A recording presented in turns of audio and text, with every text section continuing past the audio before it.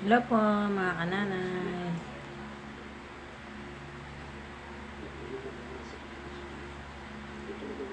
Ilang araw po ako hindi nakapangalakal. Kasi po naulan. Ambon.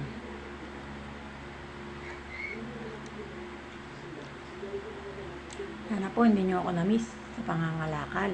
Kasi po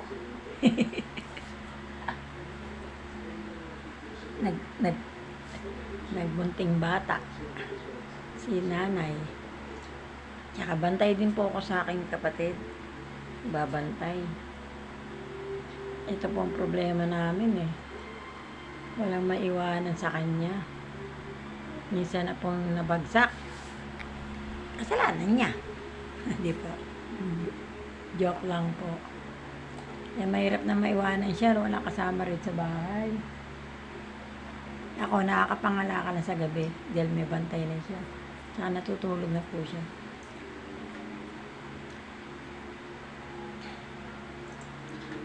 Sana po makakuha ko sa inyo ng konting tulong na like and share naman po ninyo aking video at ma-subscribe nyo rin po Nana Yolanda Vlog. May mga gusto po akong vlogger eh, kaso hindi ko po alam eh kung sila'y mahihinga ng tulong. Dito po sa aking kapatid.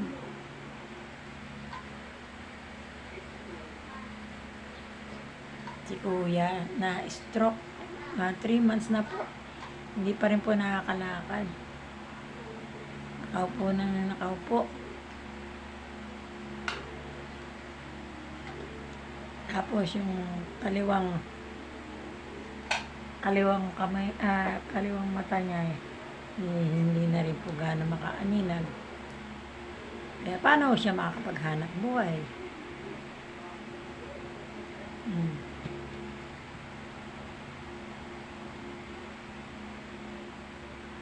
Kaya po, naghahanap buhay po ito, masipag na tao po ito. Ayaw niya hindi naghahanap buhay sa labas. Kaya po minsan pag nangalakal ako at nakabenta, binibili ko na po siya ng Pampers. Ito po siya, oh. Kuya, kaway ka, kuya.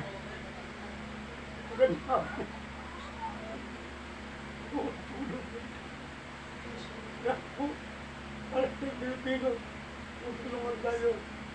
Sino mo na Pilipino siyang tulong. Hindi ka taga-hanap buhay. Kaya nga ako, pinalapit ko sa kapatid ko. Sabi yung tulong para sa akin.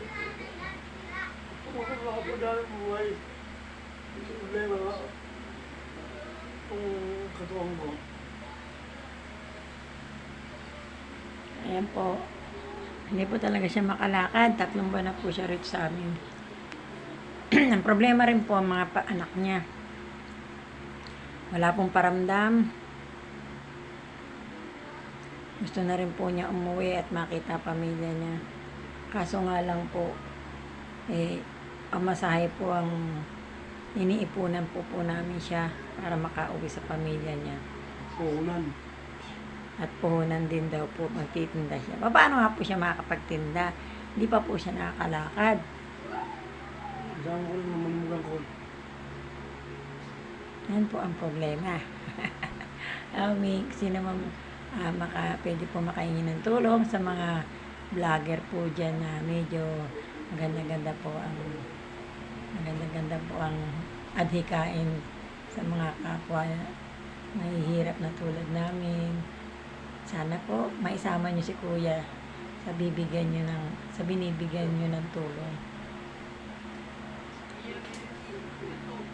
Hanggang dito na lang po, si Nanay Yolanda. Huwag niyo pong kalimutan i-subscribe ang kanyang YouTube channel. At ako'y may kasabihan, kapag may tiyaga, may nilaga.